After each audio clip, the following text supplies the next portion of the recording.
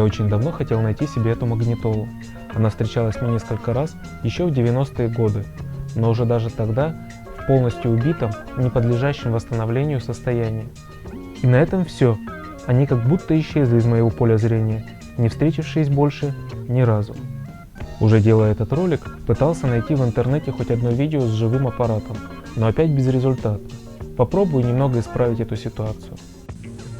Итак, магнитола Том 305, выпускавшаяся Томским радиотехническим заводом с 1977 года, является практически зеркальной копией магнитолы Vega 320, выпуск которой был начат на год раньше в Бердске, и различия между ними лишь в декоративных надписях.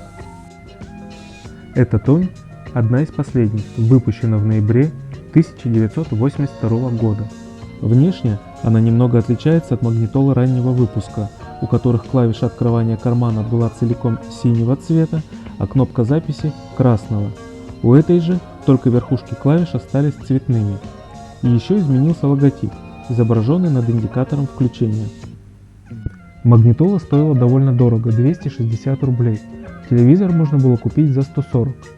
В комплекте с ней прикладывались две аудиокассеты, одна с записью, в данном случае бальные танцы, вторая чистая, кучка соединительных проводов для записи с другой аппаратуры и микрофон MD201, через который родители любили записывать своих детей. Магнитола монофоническая и воспроизводит диапазон частот от 63 до 10 тысяч Гц с максимальной мощностью 0,8 Вт. Имеет раздельные регуляторы по низким и высоким частотам. Все они ползункового типа, включая громкость и запись. А конечный усилитель собран на двух германиевых транзисторах. Простите, но мне сложно оценить качество ее звучания. Я как-то привык пользоваться несколько другой аппаратурой. Однако, как по мне, так она звучит лучше всяких популярных Electronic 302.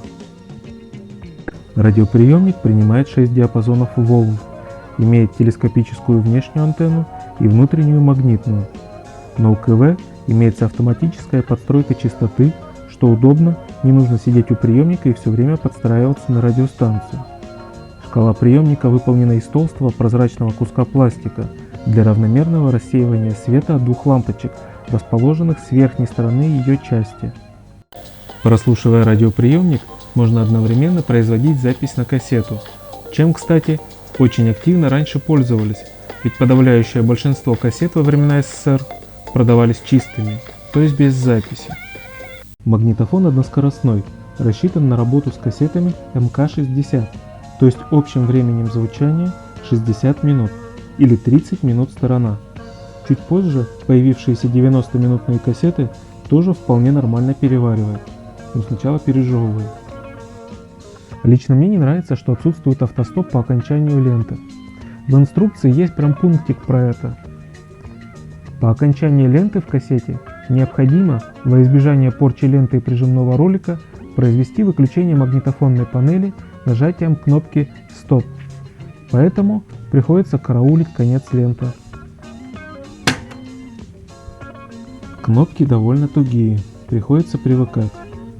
Наверное, помните импортные магнитолы с их медленным, нежным и плавным открыванием кармана с кассетой, правильнее будет кассетодержателем.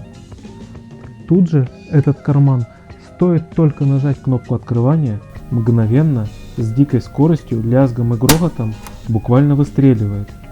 Ощущение, что кассета прилетит прямо в лоб, однако нет. Кассета не летит, а всего лишь приподнимается из кармана для того, чтобы вам было удобно взять ее пальцами. И мне это понравилось. Кассета фиксируется жестко, без всяких там люфтов. Кстати говоря, в лентопротяжном механизме применяли два типа двигателей.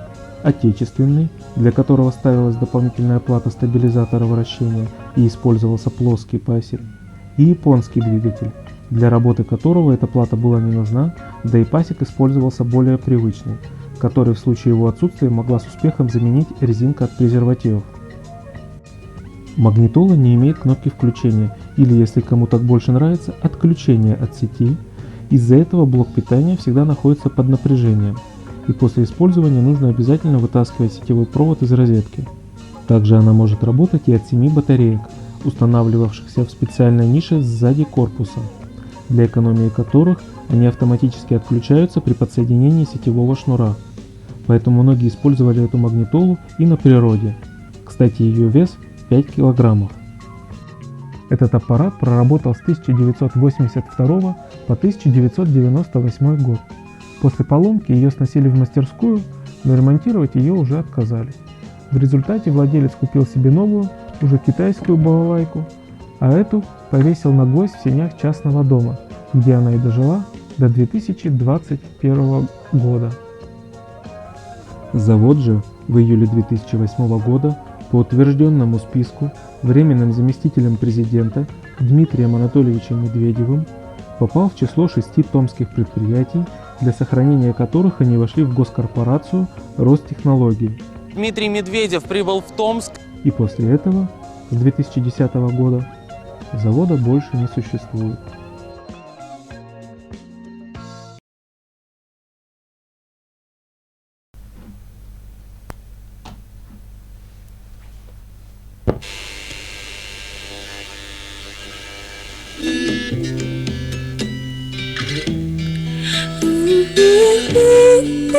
Если трешь каблуки,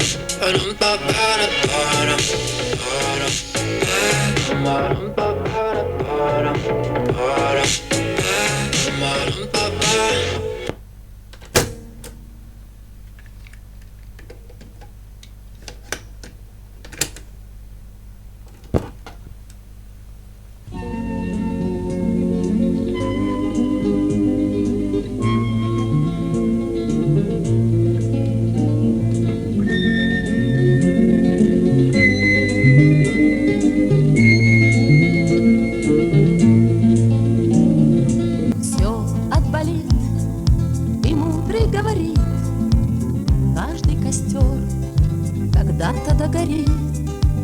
Ветер залу, рассвет без следа. Но до тех пор, пока огонь горит, каждый его по-своему хранит. Если беда и если холода,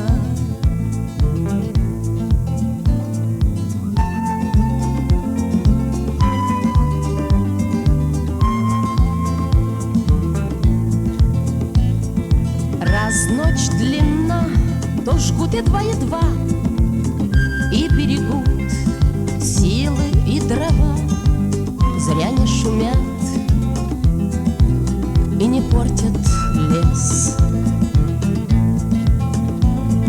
Но иногда найдется вдруг чудак. Этот чудак все сделает не так, и его костер забьется до небес. Еще не все дорешено, еще не все разрешено, еще не все погасли краски дня, еще не жаль огня. Судьба хранит меня. Тот был умней, кто свой огонь сберег, он обогреть других уже не мог, но без потерь дожил до теплых дней.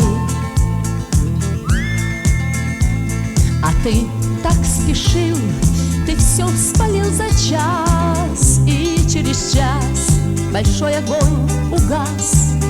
Но в этот час стало всем теплей. Еще не все дорешено, еще не все разрешено, еще не все погасли краски дня, еще не жаль огня. Судьба хранит меня.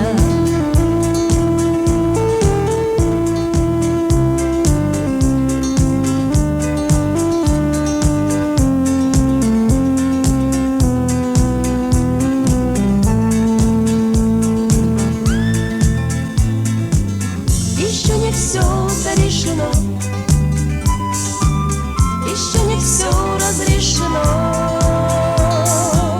еще не все погасли краски дня, еще не жалят нас. Судьба хранит меня.